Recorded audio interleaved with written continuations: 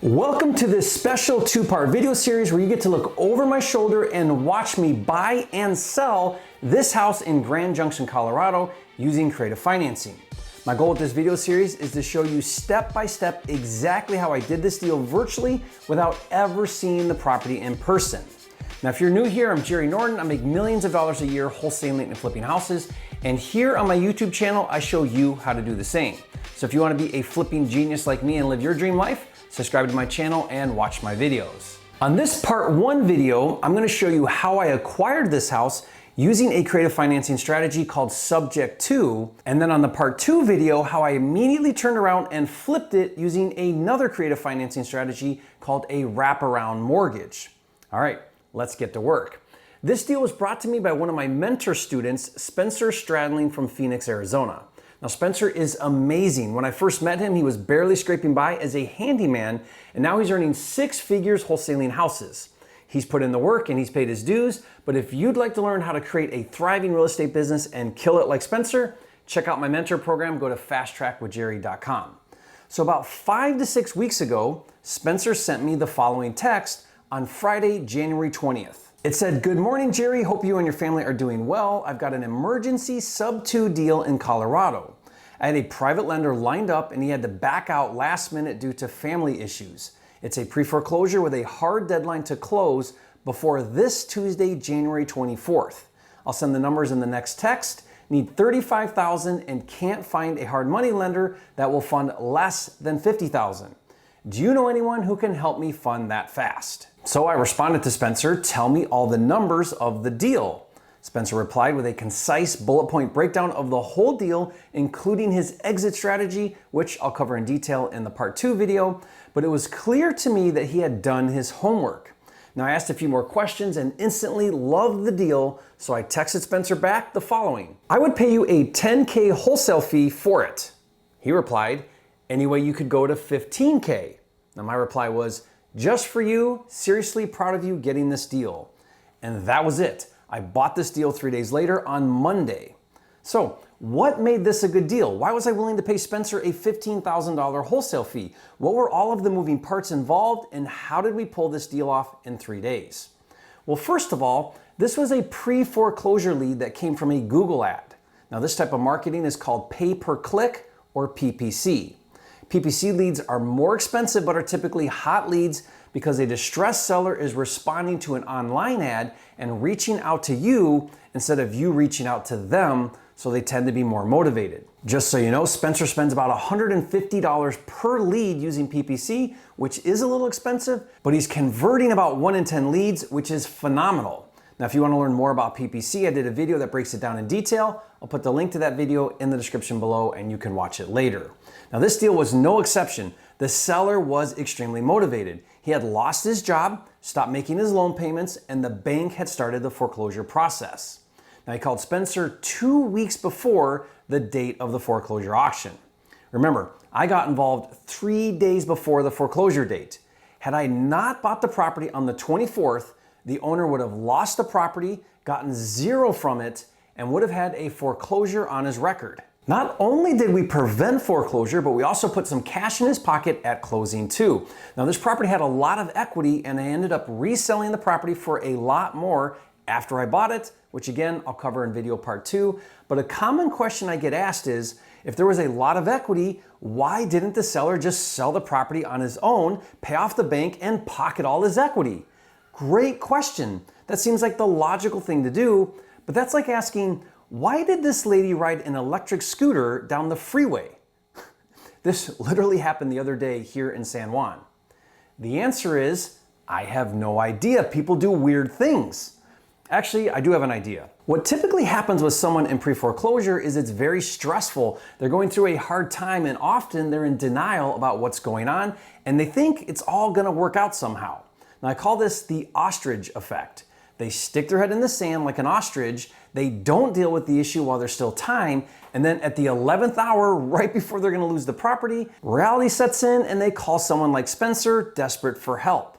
Now, this is very common with pre-foreclosure leads. That's why the very first thing I ask a pre-foreclosure lead is, when is the foreclosure auction date, so I know what time frame I'm up against, and most of the time it's right about to happen. Now, fortunately, we were able to get everything done and bring the loan back in good standing prior to the auction, and we didn't need to get the bank to postpone the auction. By the way, that reminds me, if you'd like to get a list of pre-foreclosure leads in your market for free, be sure to check out PropWire. Now, PropWire is the largest database of motivated seller leads with over 150 million leads nationwide. Best of all, you can search and download as many leads as you want. To do your first search, just go to joinpropwire.com. So now that you have a little context, let's talk about how I structured the deal using creative financing. When a motivated seller has an existing loan in place, the best creative strategy is to buy the property subject to the existing loan. For short, we call this strategy subject to or SubTo. Put simply, subject to is when you take over the seller's existing loan. Now notice I said take over. I'm not assuming the seller's loan, I'm just taking over responsibility for it. The loan actually stays in the seller's name. Now, if you're new to subject to, you probably have questions. I'm not going to go into detail about all the ins and outs, but I did do a video that breaks it down in detail. I'll put the link to that video in the description below and you can watch it later. Now, on this deal, the seller had a loan balance of approximately $131,000 with a 5.25% fixed interest rate. Now, the reason why subject to is such a power move is because you don't have to come up with new capital to pay off the existing capital. If you think about it, it's not very smart to take out existing debt with new debt when you can just take over the existing debt, especially when the existing debt is cheap, like in this case. So you may be wondering, how do you pitch subject to a seller? Well, with this pre-foreclosure seller, it was pretty easy. It went something like this. Mr. Seller, there are only a few days left before you lose your property to foreclosure and walk away with nothing. I will do everything in my power to prevent that from happening. If you would agree to let me take over your loan, bring it back in good standing with the bank, and assume full responsibility for the property, I can save you from foreclosure and maybe even put some cash in your pocket. How does that sound? Now, given the seller situation, that sounded great. So Spencer and the seller executed a subject to purchase and sale agreement. And don't worry, I'll give you all the subject to paperwork you need for free. Stay to the end of this video and I'll show you how. So not only was it awesome that the seller was willing to let us take over his existing loan, and not only was it awesome that the interest rate was fixed at 5.25, but the property also had a lot of equity. The current as-is market value was $240,000. That means there was around $110,000 in equity, which is pretty cool since a lot of subject to deals have little to no equity. Now let's talk about the numbers to put this deal together. Like I said, since the property had a lot of equity, we wanted to get the seller some cash at closing. We often call this cash for keys, or sometimes we call this the seller's walkaway fee. As I mentioned, with some subject to deals, there's little to no equity in the deal, so there's no room to pay the seller any cash at closing. But personally, I always try to get the seller at least $5,000. Getting the seller some cash at closing will not only help him with his next move in life, but he'll be motivated to see the deal to the finish line. On this deal, since there was a lot of equity, Spencer agreed to give him $15,000 cash at closing. So if you add the $15,000 to the loan balance of $131,000, the purchase price was approximately $146,000. But that's not the only cash needed to get the deal done. Remember, the seller is behind on payments. This is called arrears, and the amount of money for back payments and legal fees and other fees to bring the loan back in good standing and prevent the foreclosure is what is called the reinstatement fee. Now on this deal, there was like 9 months of back payments plus legal fees and other fees for a total of around $13,000 that had to be paid in cash at closing before the auction date. And then don't forget, I agreed to pay Spencer a $15,000 wholesale fee, and on top of all of that, I had about $2,600 in closing fees and property taxes that were owed. So if you take a look at my closing statement when I bought this house, you'll see all of these numbers. The purchase price right here is $145,942. I took over the existing loan of $130,942, which means the seller would have made $15,000, but there was a $946 HOA fee that he didn't disclose to us, so we made him pay that from his proceeds. So he ended up walking away with $14,053.99. So after paying the seller, paying all of these closing fees right here, which came to approximately $2,600, and after paying Spencer a $15,000 wholesale fee, and after paying the $13,148 reinstatement fee, my total cash outlay, or what we call entry fee, came to $45,916, which means my total cost to buy this house was $176,858. It's very important you understand this. All said and done, out the door to do this deal in round numbers, I bought this house subject to for $131,000 and paid a $46,000 entry fee to put the deal together for a total of $177,000 on a house with a current as-is value of $240,000, leaving me about $63,000 in equity. Now I want to stop and point out something.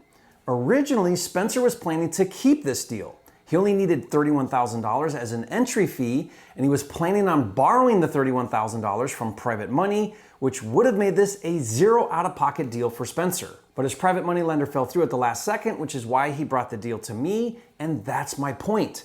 I was willing to pay Spencer $15,000 for his deal. You can wholesale SubTo deals for a premium, which is why every wholesaler should learn Subject to and creative financing. To help you, be sure to get my comprehensive creative financing guide. I'll give it to you for free. Just go to creativefinancinghacks.com. Now, before we go to video 2, where I cover my exit and how I flipped this house using a wraparound mortgage, let me show you some of the mechanics and paperwork used to do this Subject to deal. But honestly, I wasn't directly involved at all with any of this. What I care most about is the numbers, not the paperwork. I'm a rainmaker, a deal maker, not a pencil pusher. I let someone way smarter than me handle that. I have a transaction coordinator, or TC, that is a creative financing specialist, and I let them work with the seller, title, the lender, the county, and everyone involved to get the transaction to the finish line while I go work on another deal.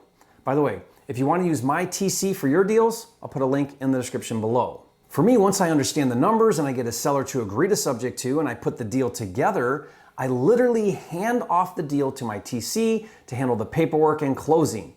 But since I know we have some type A analytical people watching this video and it is good to understand what's involved, I'll briefly explain the paperwork side.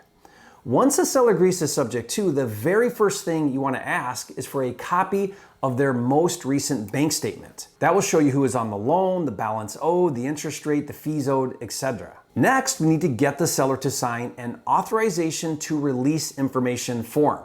Now, this will allow you to contact and talk directly to the lender. In the state of Colorado, the reinstatement and postponement of foreclosure is handled by the county treasurer, and the county treasurer hires an attorney. Now, another important document is the limited power of attorney. This gives you permission to handle taking over the loan, such as changing how payments are made, insurance, paying property taxes, HOA, etc. Again, another reason to let my TC handle all of the ins and outs, but for all of you do-it-yourselfers, I'll give you my entire Subject to contract pack for free. This includes my Subject to purchase and sale agreement and my Subject to assignment contract as well, and all of the other forms needed. If you want that, I'll put the download link in the description below for you. All I ask is you leave a comment and say, "Thank you, Jerry, you are a flipping genius." Okay, so what makes this Subject to a good deal? Well, so far, nothing. You see, what makes a good deal is a good exit, which we haven't covered yet. Never forget, a deal is only as good as its exit. It's the exit strategy that dictates how good a deal is. Now, I could keep it as a rental and earn cash flow. I could flip it and make about $50,000 because I have equity, but I didn't do either of those.